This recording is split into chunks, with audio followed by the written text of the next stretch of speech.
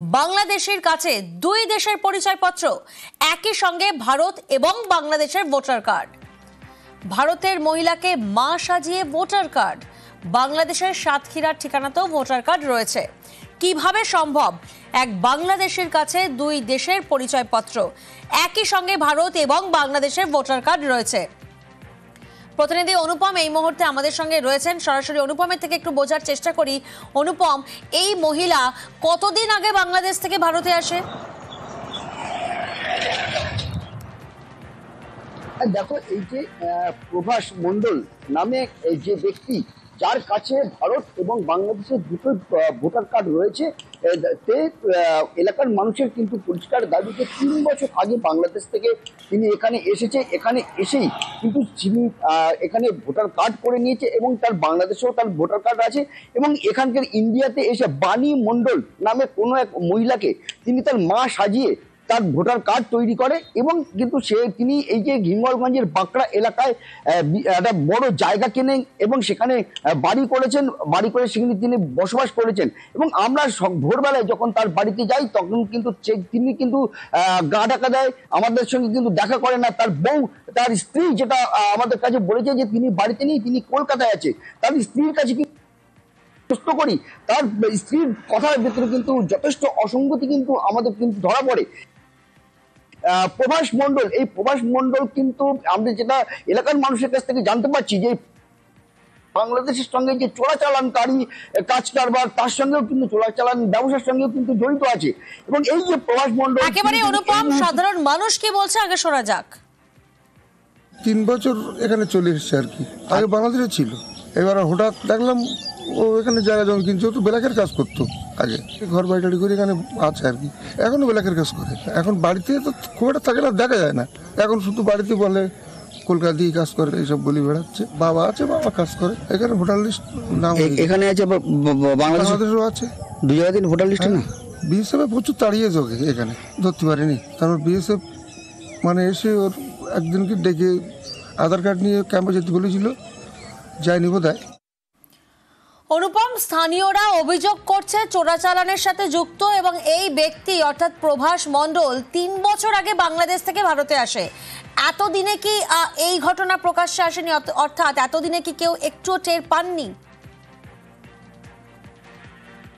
দেখো, এইখানে সব থেকে বড় প্রশ্ন, তার কারণ এই যে বাঁকড়া যেখানে তাই প্রভাস মণ্ডল জায়গা কিনে বাড়ি করেছে, সেইখান দিয়ে যে রাস্তাটা গেছে সেটা হচ্ছে একটা বিএসএফ রোড। সেখান থেকে প্রায় 1 কিলোমিটার মতন হচ্ছে বিএসএফ এর ক্যাম্প।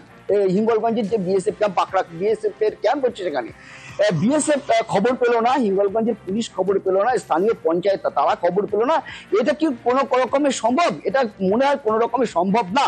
স্থানীয় পঞ্চায়েতের যেসব যারা রয়েছে, যারা স্থানীয় মেম্বার যারা রয়েছে, পঞ্চায়েতের প্রধান যারা রয়েছে, বিধায়ক যারা রয়েছে, এখানকার হিঙ্গলগঞ্জের বিডিও, ব্লক অফিসের যেসব আধিকারিকরা রয়েছে, তারা জানলো না। এটা কোনো রকমই সম্ভব না। কোথাও না কোথাও কেউ না কেউ অবশ্যই জানে, কিন্তু ব্যাপারটা হয়তো কোনো না কোনো কারণে চেপে গেছে। কিন্তু এখন আমরা খবর পেয়ে আমরা এখন খবরটা সবার সামনে তুলে ধরলাম। এরপরে কি ব্যবস্থা করে প্রশাসনের পক্ষ থেকে, সেই দিকেই আমরা তাকিয়ে থাকব। একেবারেই অনুপম, সেই দিকেই নজর। এবং সেই দুটো কার্ড এই মুহূর্তে আপনারা স্ক্রিনে দেখছেন, একদিকে ভারতের ভোটার কার্ড, অন্যদিকে বাংলাদেশের ভোটার কার্ড। অর্থাৎ বাংলাদেশি প্রভাস মণ্ডলের কাছে দুই দেশের পরিচয়পত্র। তবে দু দেশের ভোটার কার্ড নিয়ে কিছুই জানেন না স্ত্রী, এমনটাই দাবি করছেন। শোনাবো আপনাদের। ও 30 বছর আগে এসে এখানে খেটে খুঁটে এখানে জমি জায়গা করেছে। 30 বছর আগে আসলে এখন প্রবাসদের বয়স কত? তা আমি ওইটা অ্যাকুরেট বলতে পারবো না। বাংলাদেশেও ভোটার, এখানেও ভোটার, তা আমি বলতে পারবো না। এলাকার মানুষজন বলছে এই 2 জায়গায় ভোটার কার্ড এই সুযোগ নিয়ে ব্ল্যাকের কাজ করে। ব্ল্যাকের কাজটা কোনো কিছু করে না। বাংলাদেশের লোক শুধু আমার স্বামী একা এখানে। ও ছোটবেলায় চলে এলো এখানে 30 বছর আগে। আমি জানি ও আছে, হয়তো কেউ আত্মীয় স্বজন আছে, ব্যবসা করে, মানে লোকের দোকানে থাকে। বৈধ আমি মনে করতেছি না, আর এটা বলতেছি না যে এটা বৈধ। তবে যে ও যে ওইখান থেকে চলে গিয়েছে, ছোট মানুষেও তার মানি বাপনি সেই জায়গায় এসে খেটে খুঁটে খাচ্ছে। আর এবার দুর্গাপুজোয় 1,10,000 টাকা অনুদান ঘোষণা। পুজোয় ক্লাবগুলিকে 1,10,000 টাকা, 25,000 টাকা করে অনুদান বাড়ালো রাজ্য। গত বছর 85,000 টাকা করে অনুদান দেওয়া হয়। এবার কত? এই আগের বার 85,000 দিয়েছিলাম, এবারে 90 করি। আচ্ছা দেখি কারা কি চায়। 90, 95, 1, ওকে 1,10,000। খুশি তো? পুজোটা যেন খুশিতে ভরপুর থাকে। পাশাপাশি ইলেকট্রিক বিলে 80% ছাড় ঘোষণা। আমি সিএসসি যারা এসছেন তাদের থ্যাঙ্কস, কথা বলে নিয়েছি এবং আমাদের পাওয়ার ডিপার্টমেন্টও আছে। আগের বার ওরা 75% কনসেশন দিয়েছিল, এবার ওটা 80% করে দেবে। ফায়ার লাইসেন্স সহ সমস্ত সরকারি ফি মকুব করে দেওয়া হলো।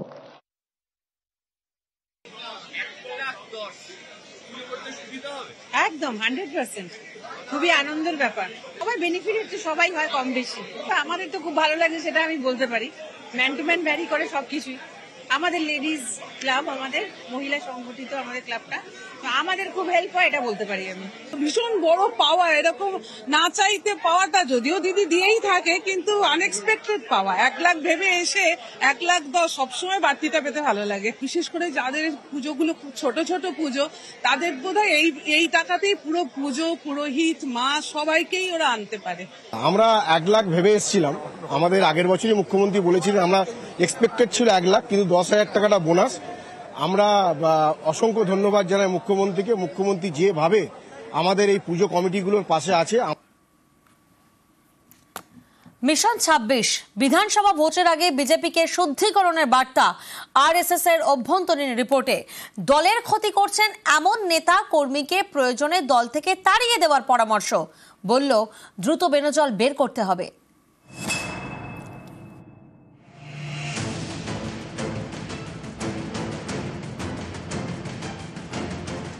আগামী বছর রাজ্যে বিধানসভা নির্বাচন। বাঙালির মন পেতে বাঙালির যাত্রাভিমানের শান দিয়ে ময়দানে নেমে পড়েছে তৃণমূল। এই পরিস্থিতিতে বিজেপিকে আগে ঘর গোছানোর বার্তা দিল আরএসএস। রাষ্ট্রীয় স্বয়ংসেবক সংঘের অভ্যন্তরীণ রিপোর্টে বলা হয়েছে, বিজেপি কর্মীদের একাংশই বিজেপির ক্ষতি করছে। দলাদলি, লবিবাজি এসব চলছে। বেনো জল ঢুকে পড়েছে বিজেপির অন্দরে। বেনো জল বাদ দিয়ে কনিষ্ঠ কর্মী খুঁজতে হবে বিজেপিকে। যা করার দ্রুত করতে হবে। 2019-এর লোকসভা ভোটে রাজ্যে বিজেপির সংখ্যা অনেকটাই বাড়ে।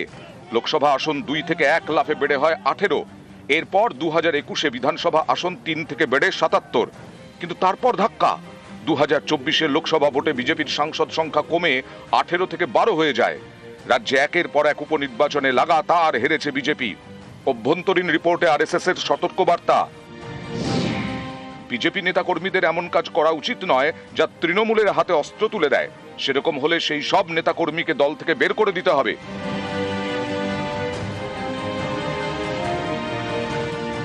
দল ভরে গেছে বেনজলে, আগাছা সরিয়ে দলে কর্মঠ এবং একনিষ্ঠ কর্মী খুঁজতে হবে, এমনই বার্তা দেওয়া হয়েছে আরএসএস এর তরফে বঙ্গ বিজেপিকে।